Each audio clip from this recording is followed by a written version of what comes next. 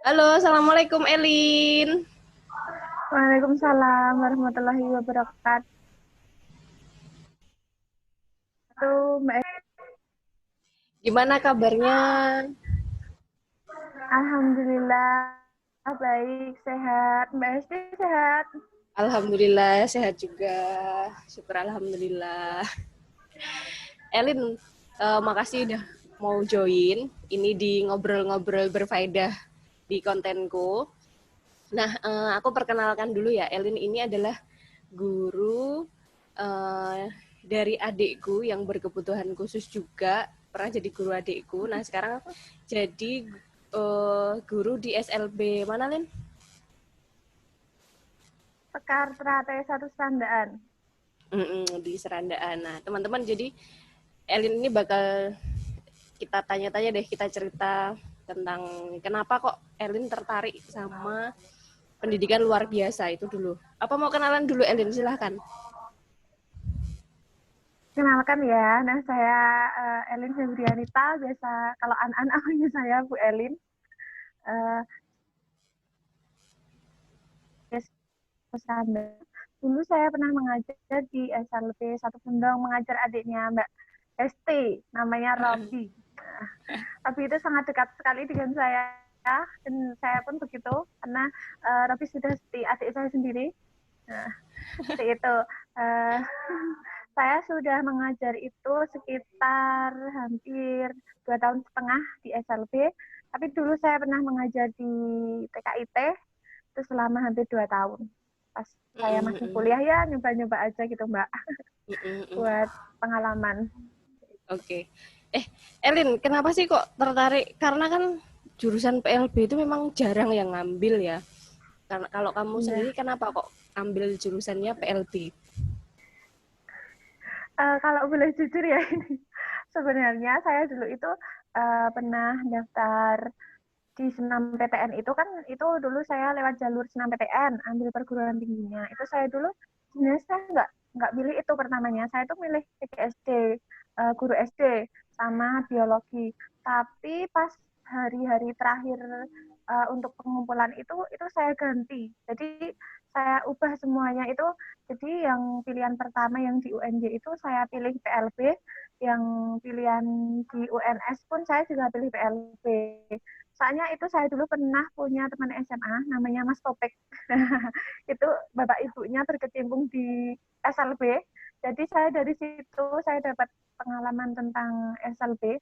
Jadi Mas Topek itu pernah bilang kayak gini, Dek, kenapa nggak ambil SLB aja? Loh, SLB itu apa sih? Saya kan nggak tahu ya Mbak waktu itu. Terus dia bilang, SLB itu sekolahan berkebutuhan khusus. Jadi kamu nanti jadi guru anaknya anak-anak berkebutuhan khusus gitu. Dia dia bilang gitu. Terus aku tanya, itu juga nanti satu kelas muridnya sebanyak murid di SD. Saya bilang kayak gitu. Enggak, nanti itu satu kelas muridnya cuma mungkin 5 atau 2 atau 3. Jadi mungkin maksimal sekitar 5 sampai 6. Dia bilang seperti itu. Ibu sama bapakku kan ngajarnya di situ deh. Selain gitu kan itu juga buat ibadah juga. Dia bilang kayak gitu.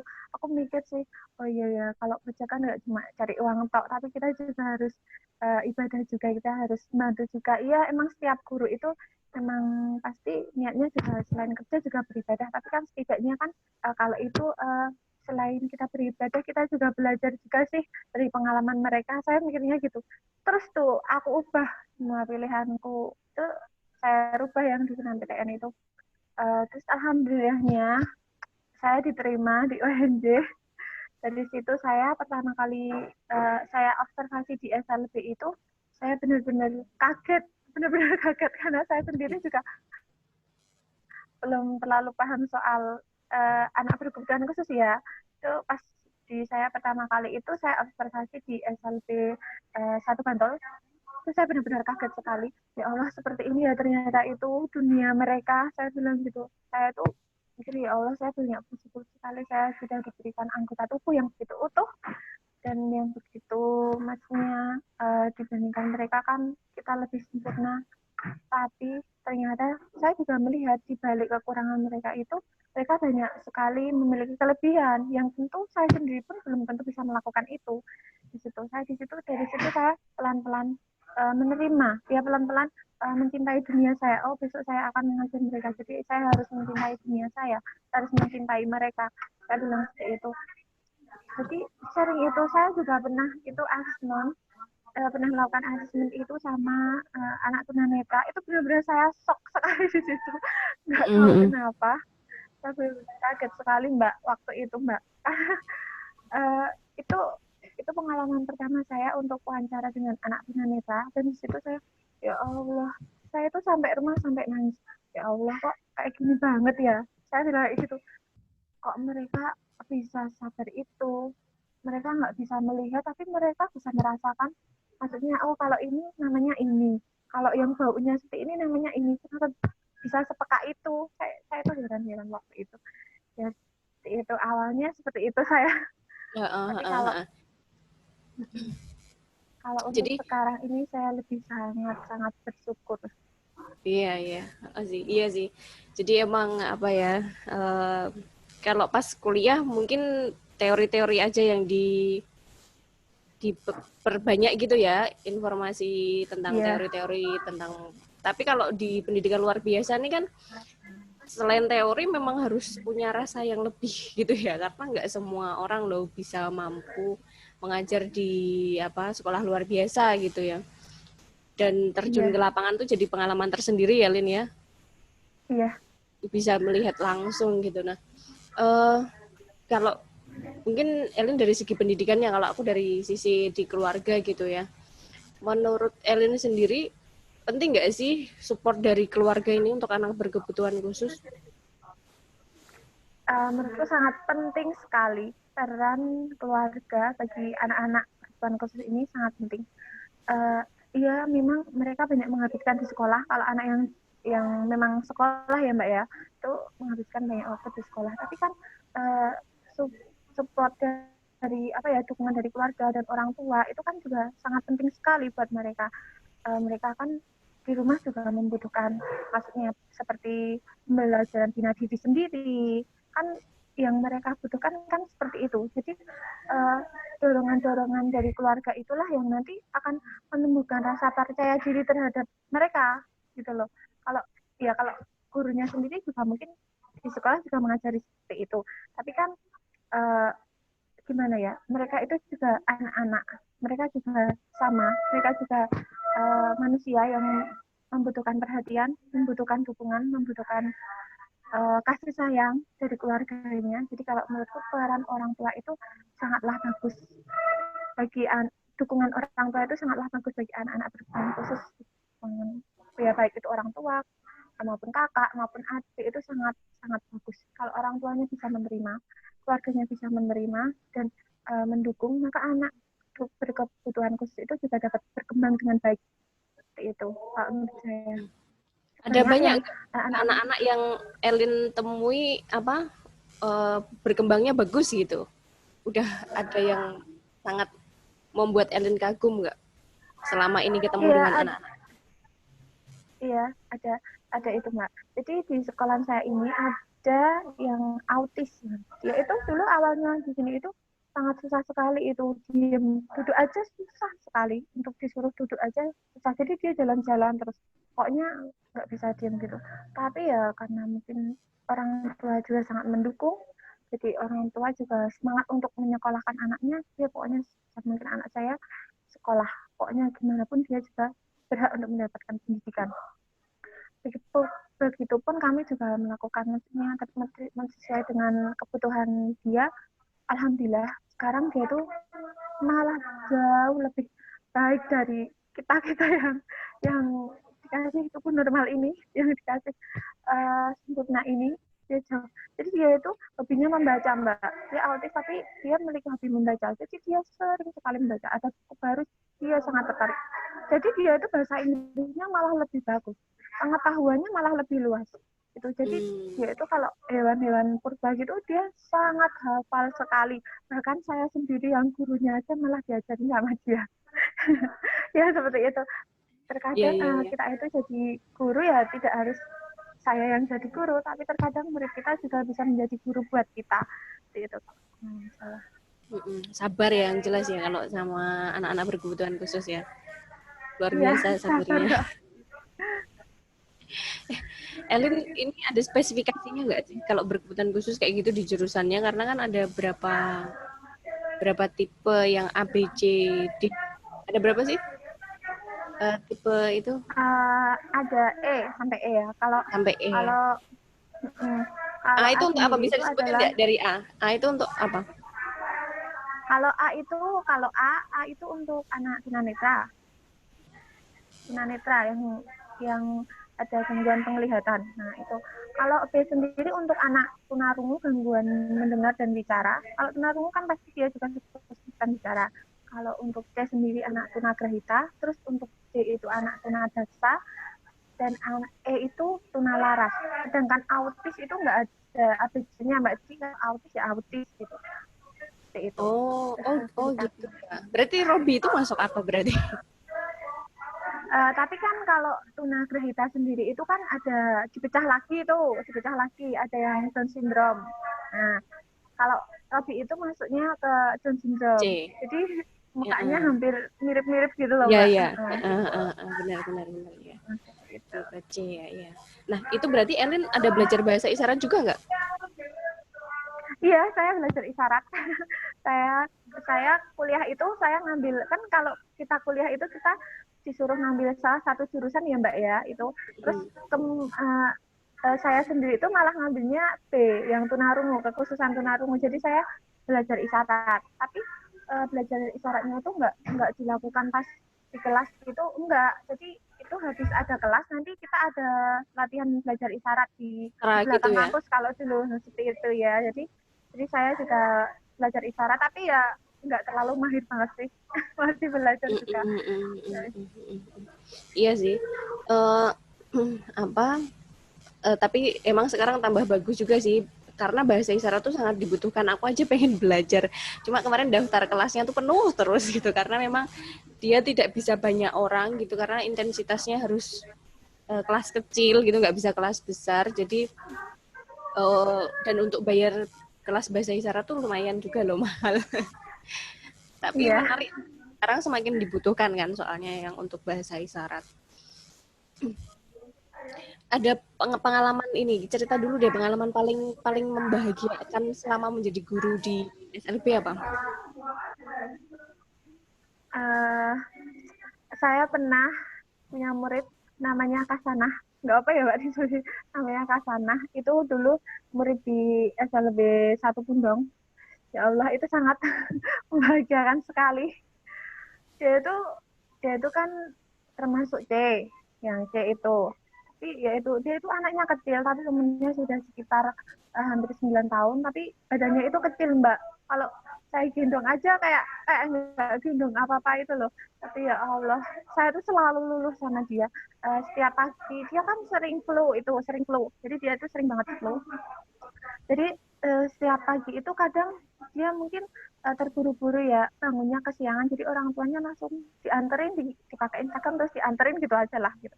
Saya sering bilang sama ibunya gini, Bu, nanti dibawain itu ya, dibawain baju ganti ya besok lagi, saya bilang kayak gitu.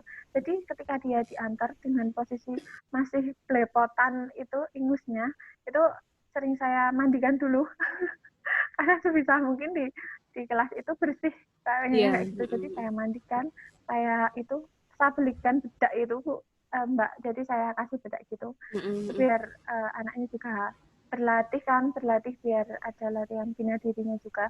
Oh, kalau pas itu harus mandi seperti itu jadi dia tuh kan bicaranya agak terganggu. Jadi, udah bisa manggil Bu Elin gitu aja sudah suatu yang maksudnya sudah luar biasa lah. Jadi itu dia tuh kalau kalau ada apa-apa gitu langsung nemploknya ke saya Mbak.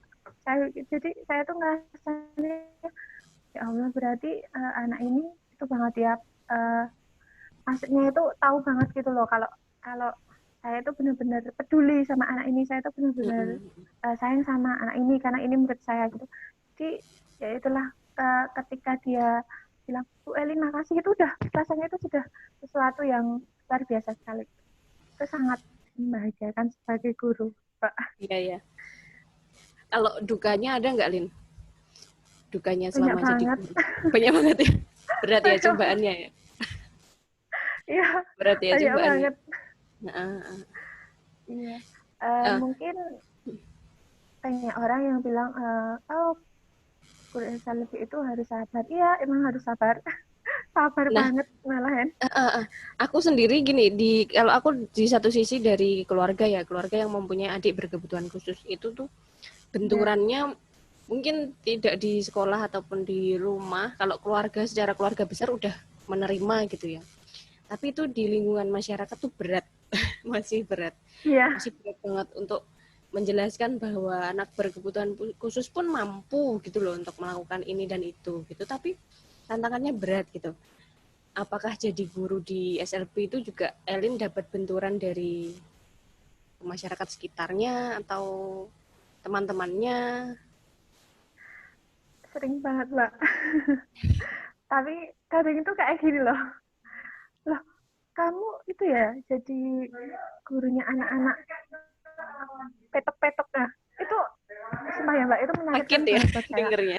Iya, saya sendiri yang ngajarin mereka, yang setiap hari di samping mereka aja nggak bilang kayak gitu. Kenapa kalian tuh nggak tahu seluruhnya, kenapa bisa bisa ngejudge seperti itu gitu loh, bisa terus bilang seperti itu. Nah, soalnya kan mungkin ya itu tadi lah, mereka itu hanya lihatnya satu sisi ya Mbak ya, jadi nggak melihat dari sisi yang lainnya.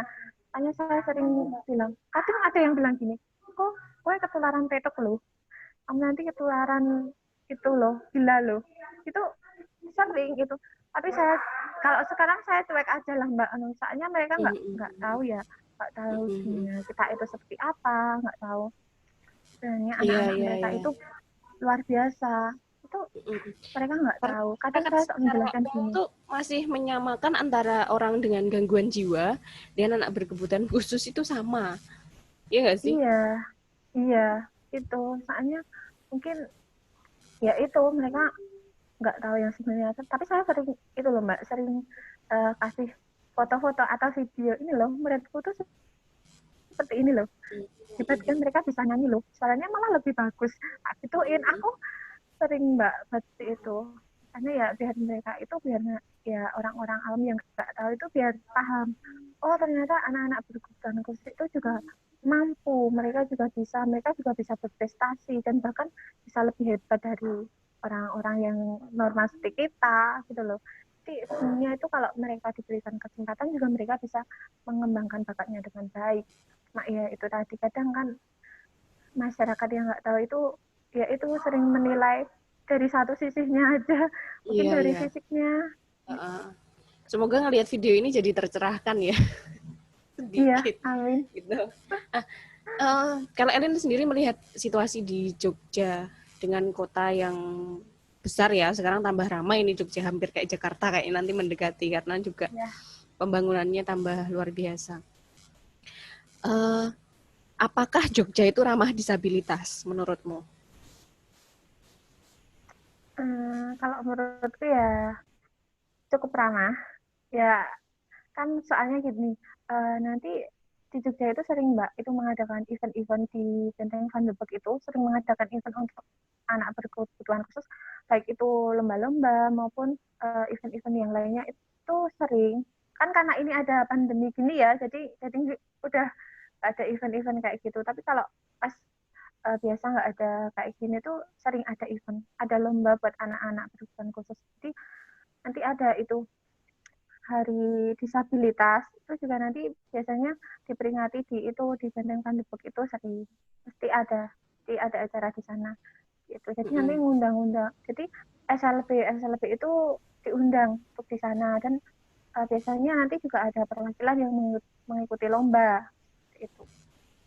Jadi menurutku juga sudah lumayan bagus lah prestasinya Fasilitas buat umumnya anak juga berkebutuhan sudah khusus. ramah disabilitas ya sekarang Jogja ya. Toiletnya, Iya, iya, tempat-tempat umumnya, iya. kayak itu gedung-gedung di Uh-uh. pemerintahan juga tak lihat udah apa ada itu yang buat tunanetra tuh apa?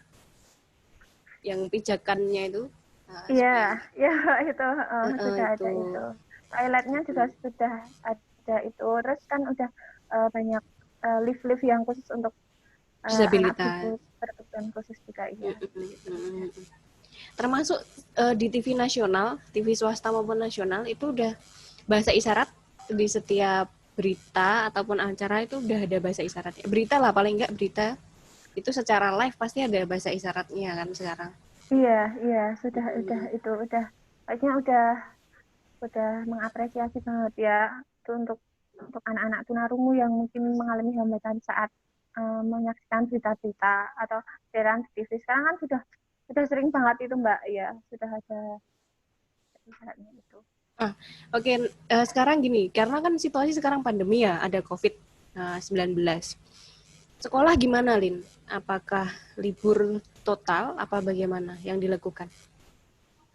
Enggak, ini kalau pas masa-masa di pertengahan pandemi kemarin yang baru heboh-hebohnya kemarin, kita melakukan piketan Mbak. Jadi di piket nanti gurunya itu di rolling piket itu, dan kita tetap memberikan tugas kepada siswa karena ya sekolahan kami ini ada di desa dan kebanyakan juga orang tuanya ya enggak enggak ke atas ekonominya, jadi kita melakukan itu pakai LKS. Biasanya kita store ke rumahnya datang ke rumah memberikan LKS.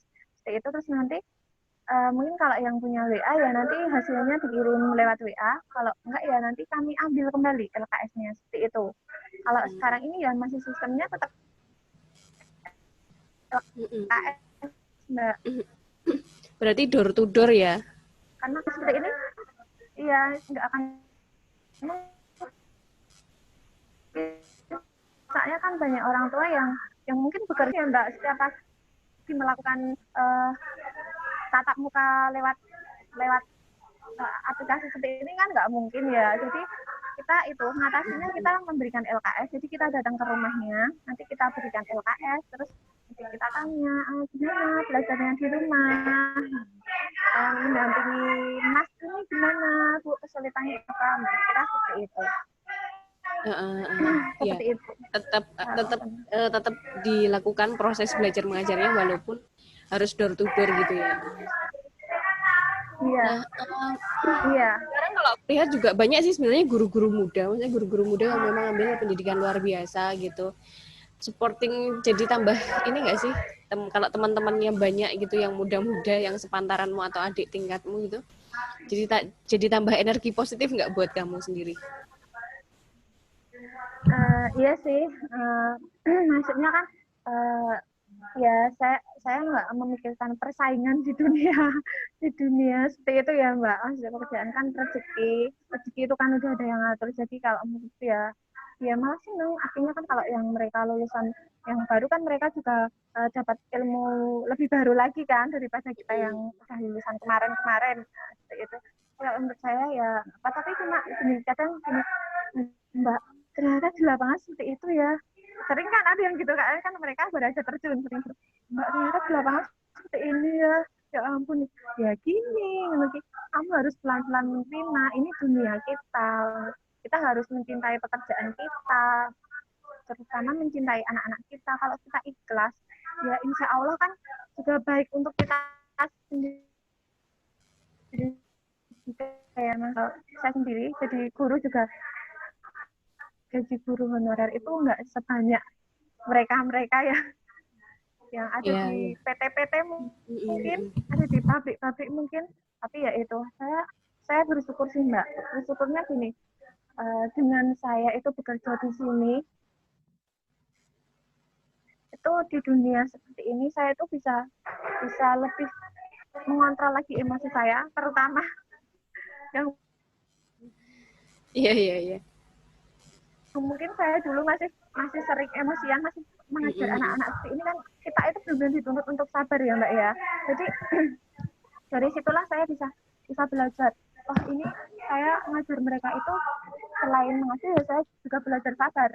Gimana sabarnya menghadapi mereka, gimana sabarnya saat mereka itu ngamuk, banyak yang sering ngamuk, gimana saya harus menghadapi. Ya pokoknya itulah. Kalau saya ambil sisi positifnya seperti itu. Iya. Jadi itu saya bersyukur aja lah Mbak, saya bilang kayak gitu. Pokoknya saya itu harus ikhlas, harus mencintai anak-anak, harus mencintai dunia saya. Ya insya Allah kedepannya pasti ada sesuatu yang lebih indah. Saya seperti itulah. Amin. Amin, amin, amin. Ya yang jelas harus sabar ya jadi guru di apa di SLB gitu kan. Dan memang anak-anaknya juga Iya. luar biasa dan istimewa. Nah, terakhir nih Elin ada pesan nggak buat teman-teman sejawat teman-teman sejawat teman-temannya atau buat masyarakat umum atau buat siapapun eh, tentang apa peduli sama anak berkebutuhan khusus. Ada. Eh, untuk masyarakat sendiri, itu untuk masyarakat dulu ya Mbak ya. Untuk masyarakat sendiri, saya berharap melihat itu jangan cuma dari cover atau dari depan, tapi lihatlah, pahamilah, belajarlah dari mereka supaya kita itu juga untuk kita sendiri. Jadi jangan langsung kita itu apa ya, terus kita itu mengejas itu terus oh mereka tuh berkebutuhan khusus, oh mereka itu berarti anak-anak yang eh, nggak bisa berkembang gitu. Enggak, mereka bisa berkembang. Jadi jangan menilai anak berkebutuhan khusus itu dengan seperti itu. Terus untuk teman-temanku sejawat para guru berkebutuhan khusus, kita harus tetap sabar, kita harus tetap semangat, kita harus tetap ada untuk anak-anak. Anak-anak membutuhkan kita. Kalau bukan kita ya kita nggak tahu siapa lagi ya kan. Maksudnya kalau bukan guru-guru seperti kita ini yang akan mendidik anak-anak seperti mereka, nggak tahu siapa lagi. Karena gini, sikap peduli itu ada itu dari hati kita. Kalau nggak dari hati kita juga nggak akan sampai kepada orang yang kita pedulikan. Itu Mbak. Jadi saya mikirnya tolong harus ikhlas. Insya Allah nanti kelak anak-anak seperti mereka lah yang akan membawa kita ke surga, yang akan menolong kita di sana. Jadi itu tadi kita harus benar-benar tulus. Kadang saya tuh pengen itu Mbak, pengen nangis sendiri kalau itu maksudnya iya itu benar-benar gimana ya, benar-benar saya tuh kadang salut sekali, sangat salut sekali. Saya sendiri yang setiap hari mendampingi mereka itu sangat salut sekali, sangat menyentuh sekali. Bahkan saya sering banget itu ya itu nangis, ya Allah kok ini sampai kayak gini sih, ya Allah kok kayak gini sih. Jadi saya berharap untuk teman-temanku mengajarlah dengan ikhlas, dampingilah mereka yang sebaik mungkin, berikan pendidikan yang sebaik mungkin untuk mereka. Mereka sangat membutuhkan kita. Itu. Terakhir mungkin pesan buat orang tua dan keluarganya. Untuk orang tua dan keluarga, tetap semangat, dampingi mereka terus, karena mereka adalah mutiara yang tidak terlihat. Ya, nanti kalau misalnya keluarga terus memberikan pendampingan yang baik, pendidikan yang baik, insya Allah mutiara yang tidak terlihat itu akan segera terlihat. Jadi saya berharapnya intinya tetap semangat, ikhlas, sabar. Oke. Thank you Elin. Terima kasih sangat menginspirasi. Semoga Elin tetap kuat, tetap semangat, tetap sabar, tetap jadi inspirasi buat teman-teman sekitarnya, inspirasi buat anak-anak didiknya walaupun berkebutuhan khusus karena mereka juga sangat istimewa. Dan terima kasih pernah jadi guru adikku. Tetap semangat. Ya, sama-sama. Supportnya terima kasih Salam banget ya Mbak ya buat Robi. Iya, terima kasih. Semoga juga salam buat Robi. Semoga Robi selalu sehat, selalu semangat, selalu jadi anak yang kuat. Amin. Makasih. Jadi aku juga sebagai keluarga masih punya banyak PR yang harus dikerjakan buat Robi sendiri gitu, karena tambah besar juga problematikanya nggak sederhana, tambah banyak. Iya. Jadi emang ya semoga sama-sama diberikan kekuatan untuk melalui perjalanan hidup ini dengan baik. Oke, Lin, makasih waktunya udah saya juga sharing. Semoga nanti ada yang mendengarkan dan bermanfaat buat teman-teman yang melihat dan menonton. Makasih ya, aku tutup dulu ya. Amin. Ya, Assalamualaikum. Assalamualaikum. Waalaikumsalam. Waalaikumsalam.